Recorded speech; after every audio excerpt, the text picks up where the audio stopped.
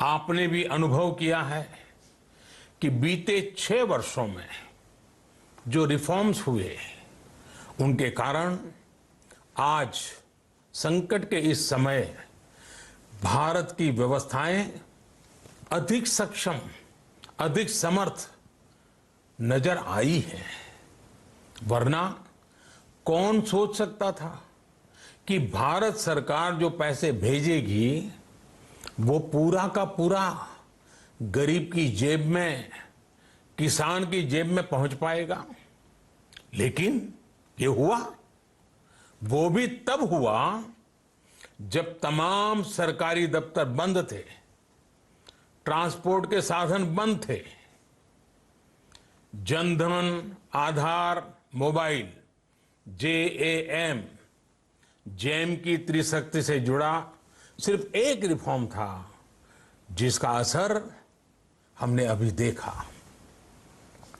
अब रिफॉर्म्स के उस दायरे को व्यापक करना है, नई ऊंचाई देनी है।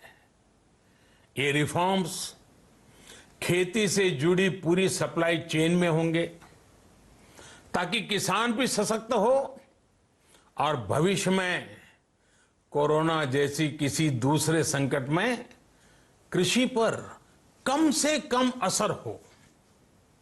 ये रिफॉर्म्स रेशनल टैक्स सिस्टम, सरल और स्पष्ट नियम कानून, उत्तम इंफ्रास्ट्रक्चर, समर्थ और सक्षम ह्यूमन रिसोर्सेज और मजबूत फाइनेंशियल सिस्टम के निर्माण के लिए होंगे। ये रिफॉर्म्स बिजनेस को प्रोत्साहित करेंगे, निवेश को आकर्षित करेंगे और मेक इन इंडिया के हमारे संकल्प को सशक्त करेंगे। साथियों, आत्मनिर्भरता, आत्मबल और आत्मविश्वास से ही संभव है।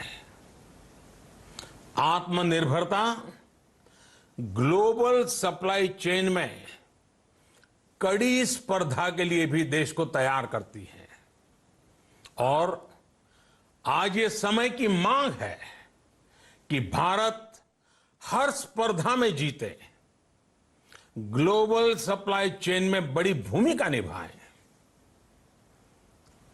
इसे समझते हुए आर्थिक पैकेज में अनेक प्रावधान किए गए हैं। इससे हमारे सभी सेक्टर्स की एफिशिएंसी बढ़ेगी और क्वालिटी भी सुनिश्चित होगी। साथियों, ये संकट इतना बड़ा है कि बड़ी से बड़ी व्यवस्थाएं हिल गई हैं। लेकिन इन्हीं परिस्थितियों में देश ने हमारे गरीब भाई बहनों की संघर्ष शक्ति, उनकी संयम शक्ति का भी दर्शन किया है। खासकर हमारे जो रेहड़ी वाले भाई बहन हैं, ठेला लगाने वाले हैं, पटरी पर सामान बेचने वाले हैं, जो हमारे श्रमिक साथी हैं, जो घरों में काम करने वाले भाई बहन हैं, उन्होंने इस दौरान बहुत कष्ट झेले हैं, तपस्या की है, त्याग किया है। ऐसा कौन होगा जिसने उनकी अनुपस्थिति को महसूस नहीं किया? अब हमारा कर्तव्य है उन्हें ताकतवर बनाने का, उनके आर्थिक हितों के लिए कुछ बड़े कदम उठाने का।